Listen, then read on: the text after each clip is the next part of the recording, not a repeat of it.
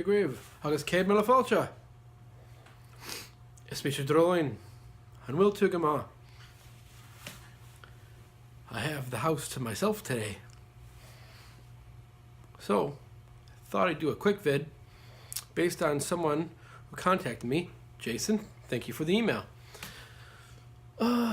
Wondered if I could do a quick vid on the concept of offerings within Gaelic polytheism. I'm going to stop using the whole CR. I'm just going to start using just Gaelic polytheism for point of reference. You'll know more about this because I'm going to do a vid on why I'm no longer and never have been CR, but Shinshrucht has an element of CR to it, of Reconstructionism. But that's for another video. Later.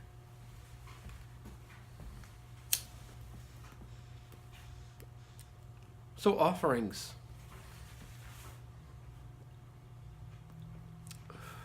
I did cover this a little bit, to a minor extent, before in another video. And, you know, how we offer to our gods, and how we offer to our ancestors, and how even we offer to the local land spirits, such as like the good neighbors, you know, the she-folk.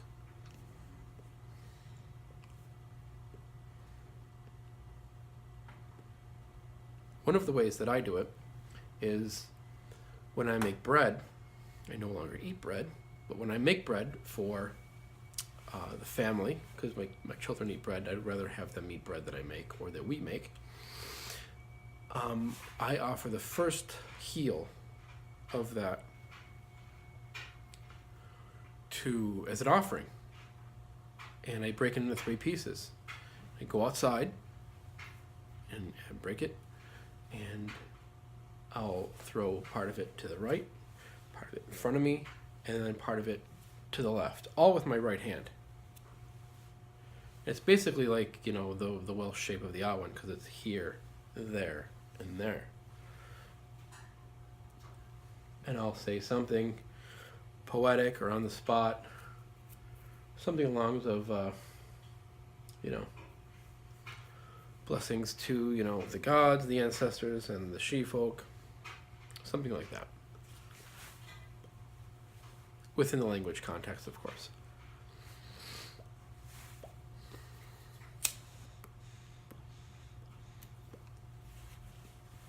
Well, lots of things can be used for offerings. You know, the traditional ones would be like honey, or mead, bread,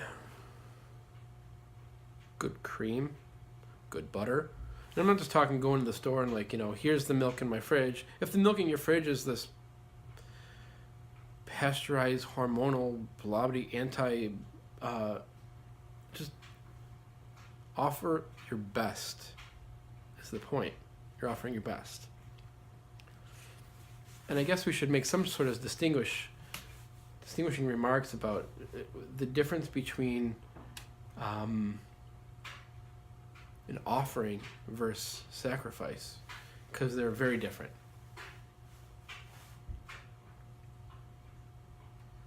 You know, you can offer a poem, you can offer a piece of music, you could actually make something, you could craft something, you know, out of wood or bone or stone, and, you know, deposit it or give it away or hang it somewhere, and that's kind of the offering.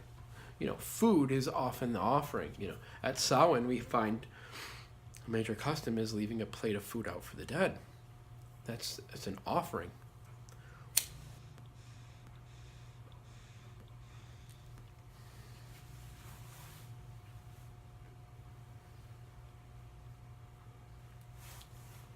But what about things that are not traditional? You know, I'm not using honey, or I'm not using, you know, something within the cultural context that where the culture comes from. What about addressing things right now? We have to stop seeing these gods, our ancestors, as something from the distant past. We can't have the Iron Age mentality of envisioning our gods as, well, they probably looked like that because that's what people looked like then in these style of clothing with this weapon or chariot. This, that's a romantic idea. There's nothing wrong with seeing them that way, but you have to allow yourself to see them here and now, with us now, because they're not bound by our laws of time and space. They can look how they want to look.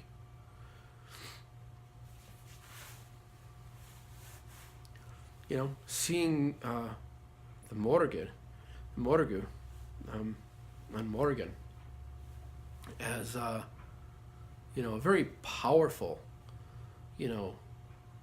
owner of a giant corporation is, well, why not?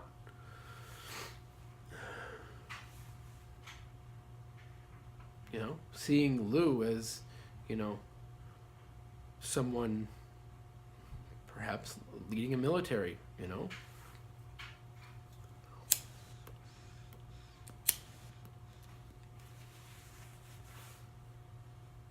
So these offerings don't have to be necessarily from a cultural standpoint. You have to say, what does this mean to me? And Jason brought up, some good things about tequila. He doesn't like tequila, or he brought up coffee, which is a great one because a lot of people, especially Americans, are coffee driven. Well, if coffee is your thing and it's important to you, then why would you not offer that? Our offerings are based culturally on honey and bread and milk. These things were good and important to those people of those times. They're important to us now. But they didn't have coffee. We have coffee. We like coffee. It's important to us, so we give that. Because what is an offering? It is a gift. That's what you're doing. You are giving a gift. You're saying, here, this is very important to me. Please accept this.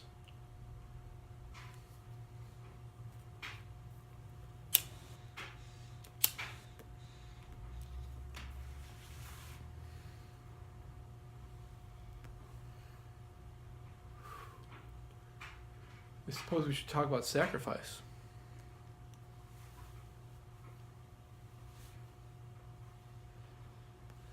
That's an interesting one too. To make sacred.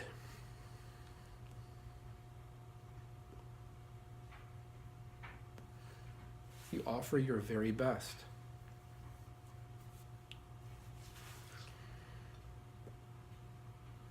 Now imagine that you are living more rural, more pastoral. You have a very agricultural nature about you, yourself, your family, your people are agricultural. And I'm talking right now. I'm not talking then, whatever then is.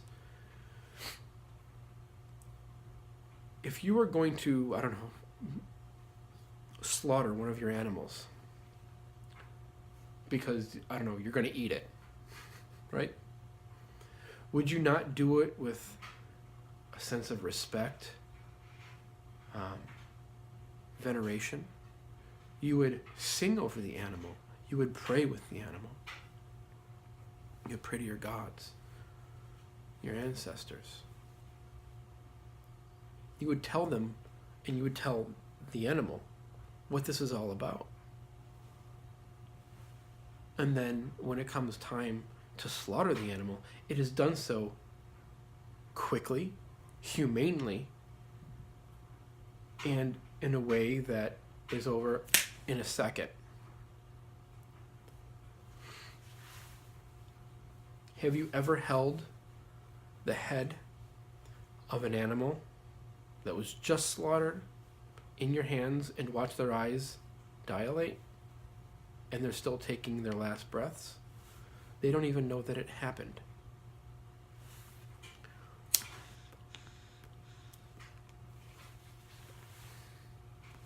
You face their eyes to the sun. You face their eyes to the earth. You hold them. You pray with them. You tell them, someday, me.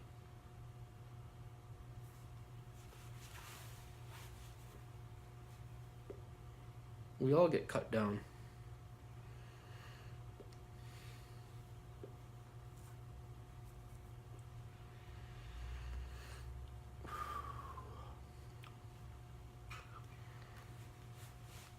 No, when you make sacred, when you have a sacrifice, I think it's different than an offering. An offering can be, on the verge of spiritual. It can be mundane. It can be just part of daily custom. It doesn't have to be always very spiritual as an offering. It's just something that we do. It's our custom. But it can be spiritual. That's why it's kind of like where sacrifice is not mundane. It is something special. It is something sacred. And that's what you're doing. You are giving something up.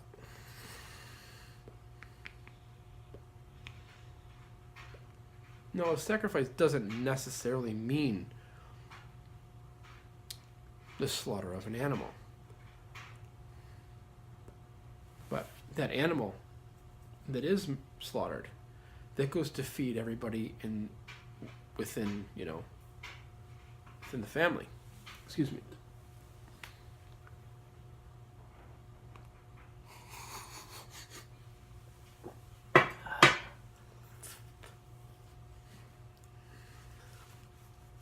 I just realized how funny that looked.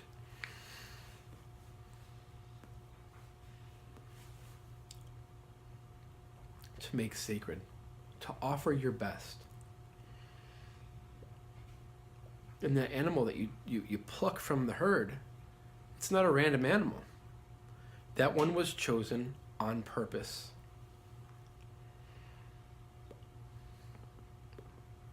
You give your best.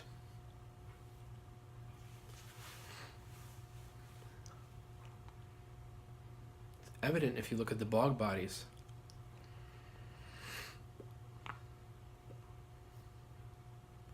Those that were sacrificed. A threefold death. It's sacred. Look at the contents of their stomach. What did they eat? They were highly manicured. Highly manicured. No calluses.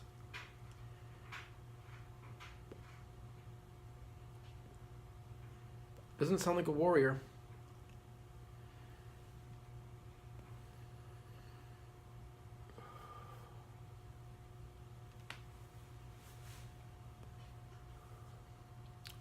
Fox fur armband.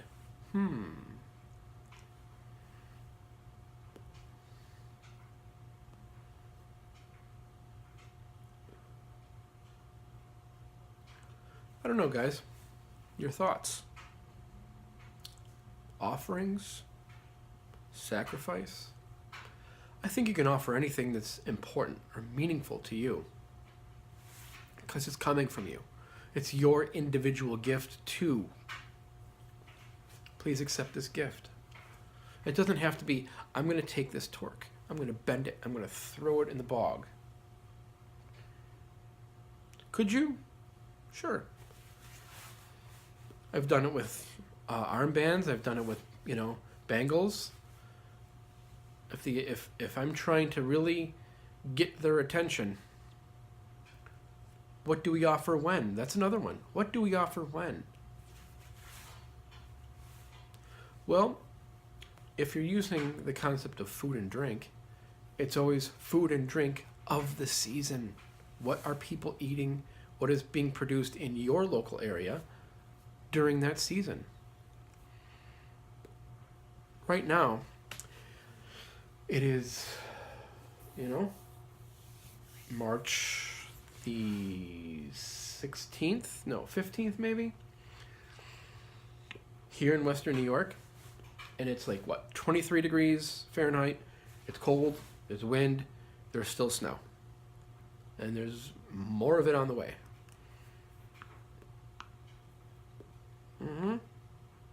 Get in touch with your local farms. If you don't live on a farm, you don't work on a farm, you should be getting your food from one. And get in touch with them, open a rapport with them. See when it's lambing season. See when the cows return to pasture. See what foods they're producing and selling to the community. Those are the offerings. Those are the things. Do we offer meat? Well, we're hoping that some deities like meat.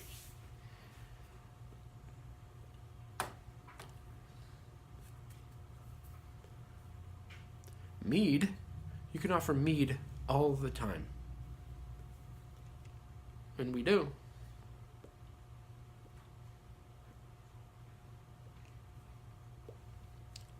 Customs are important, but the offerings that we make, they don't have to be daily. They can be.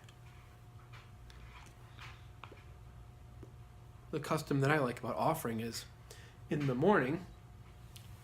See if I can direct you there. Are we going to go this way? Shit, I'm just going to carry you. Fuck it. In the morning, I come over here.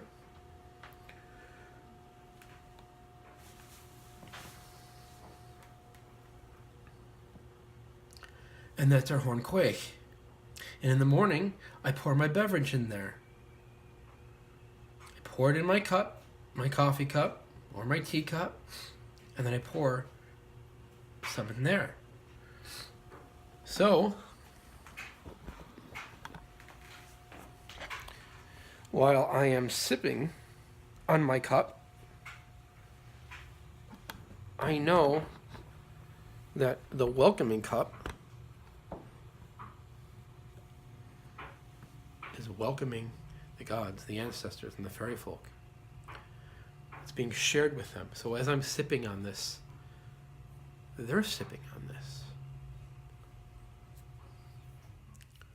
My friend James gave me that idea.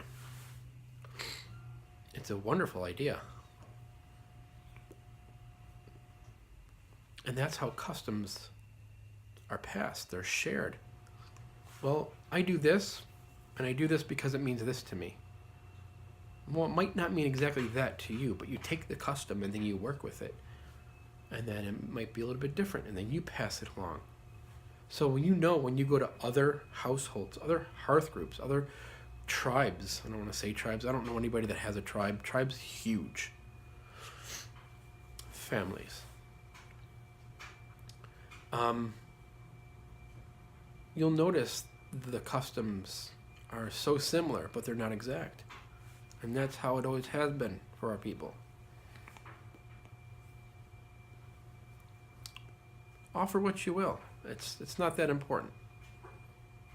I wouldn't put too much focus on, is this the right offering for the right time? When in doubt, bread, good cream, good butter, mead. Maybe you're a little bit of your good scotch, your good whiskey.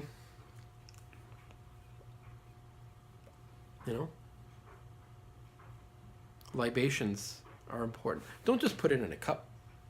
You could just put it in a cup, like I do in the morning. But if it's a little bit more, heartfelt, and you're outside and you take a sip, you pour a sip.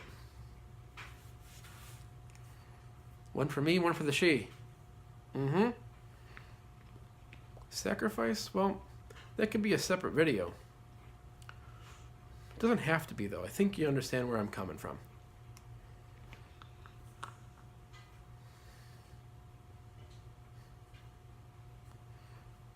Sacrifice is giving something up. It should hurt a little bit, Maybe your sacrifice is money, your time. It should be uncomfortable. It should hurt a little bit.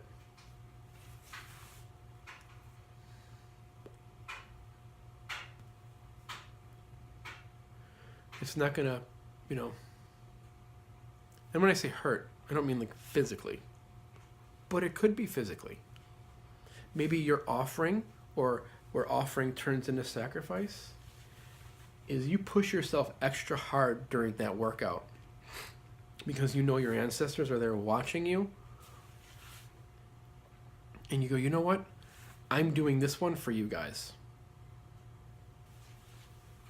Why not? You could offer a workout as, maybe you're in the gym or you're just doing like weights at home or you're doing cardio and you're just working really hard. Maybe your workout is your offering.